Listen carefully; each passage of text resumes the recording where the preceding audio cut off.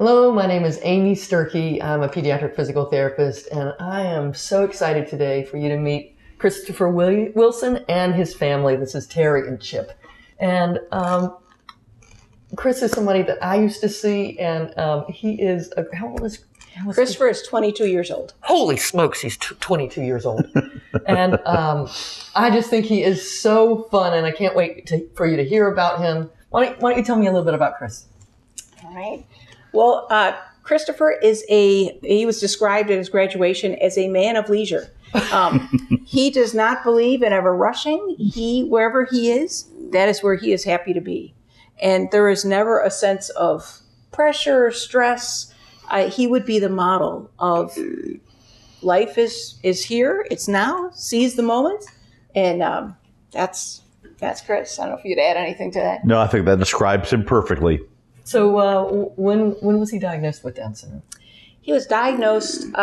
We were scheduled for an amniocentesis, which we weren't sure if we were going to do at 15 weeks. And because of my what was considered advanced maternal age of 39 years old, we thought, well, we'd see. We weren't sure if we were going to go ahead, but we did the ultrasound. And when they did the ultrasound, they saw short fetal long bones in the arm. Yeah. Okay. But they didn't immediately go to Down syndrome. They thought it would be called a skeletal dysplasia, which means he would have been either a small adult, maybe a dwarf. Yeah. So that was kind of shocking, but they said the odds are that's what it was. Down syndrome wasn't anything that came out of their mouth right away. And so since we were in a room full of medical residents that kept coming in, social workers, I think because it was a teaching hospital, and I understood that, I worked in that hospital, they were wanting to kind of learn from what looked like some abnormalities. So we decided to go ahead with the amniocentesis, wanting to know. I think it would have been hard to go through the entire pregnancy with a sense that there's something wrong, but not knowing what. Oh, that makes sense. So we found out about 10 days later, and we had, I was very, very sad. I probably was sad for months, if not years, but especially sad during the pregnancy. It was, I think my sense. He's your only child. He's our only child. We both married later in life. We did try later, but I had what they said was old eggs, so we weren't able to get pregnant again. And I think my sadness was about the sense of the dream that I think everybody, when they're going to have a child, has a sense of a dream that this will be the perfect child. And of course, there is no perfect child, and every parent learns that. But I think for us, before he was even born, we had this sense of there was something our society is not always welcoming in terms of children with disabilities. Did you know anybody with Down syndrome?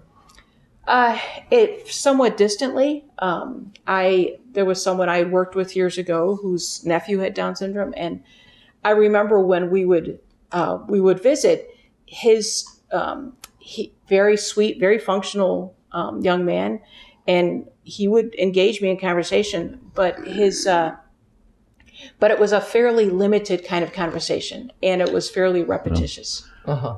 There was a little girl in my neighborhood. As a matter of fact, her brother was in our house a lot, but we hardly ever saw her. She was kind of almost hidden away from the community. They lived in our neighborhood, went to the church in our neighborhood, but we never saw Michelle. It was always kind of exotic, those occasions where you'd see her out of the yard or whatever, but I don't know if it's a matter of shame or what, but Michelle was actually, from what I understand, pretty functional now, living semi-independently. But at the time, it just wasn't, anything that you did. I met kids and young adults at Holy Angels, and at that time, that's the Center for the Developmentally Disabled and Medically Fragile, right here in Belmont, North Carolina.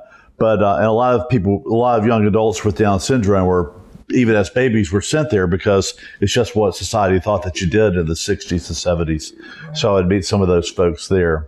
So it sounds like you had kind of limited models to go by. Right.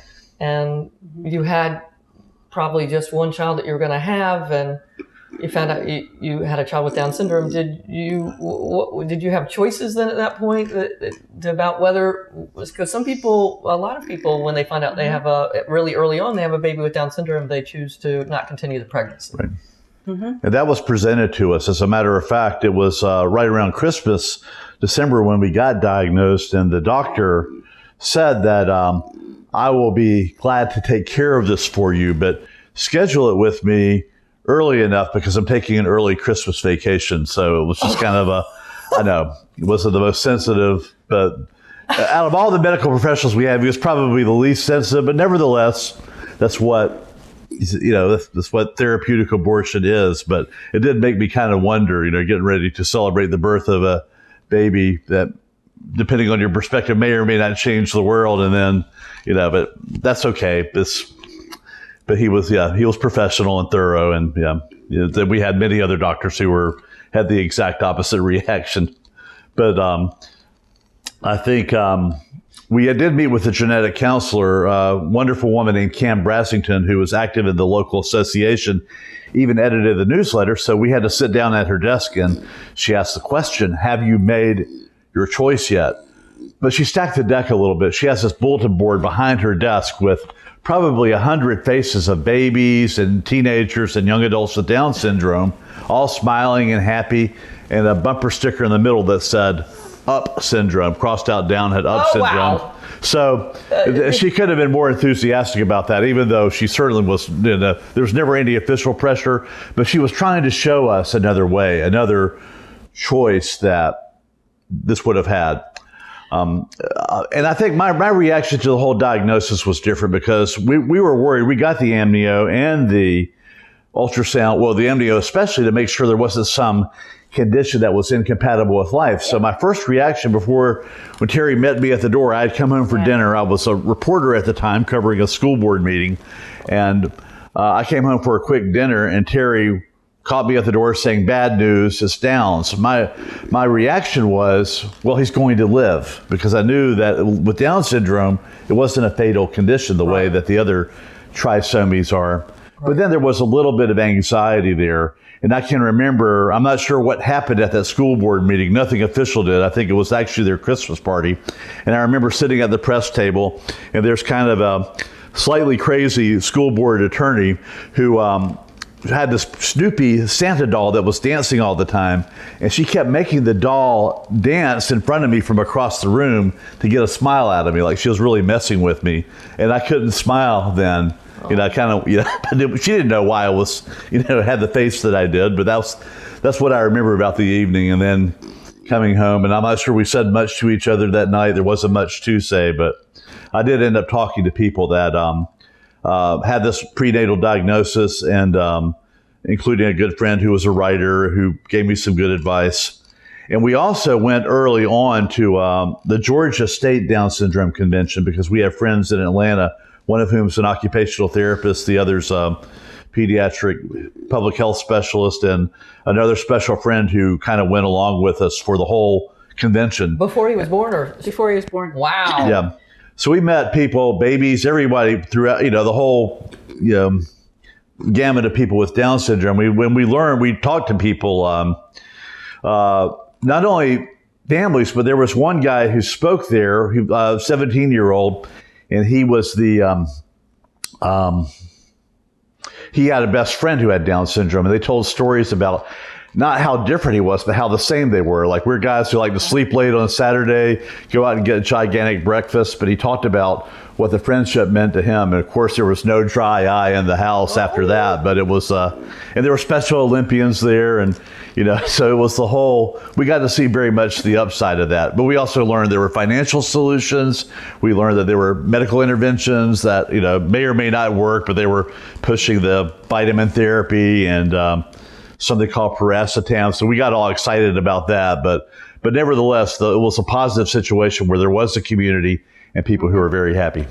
I think this is a great discussion. We've got to finish this video. Mm-hmm. How about we meet again and we'll do another video in a little bit. All right. Mm-hmm. Sounds good. If you liked this video and would like to be notified by email when the next video comes out, click the subscribe button here and click the golden bell icon and ensure notifications are enabled on your account.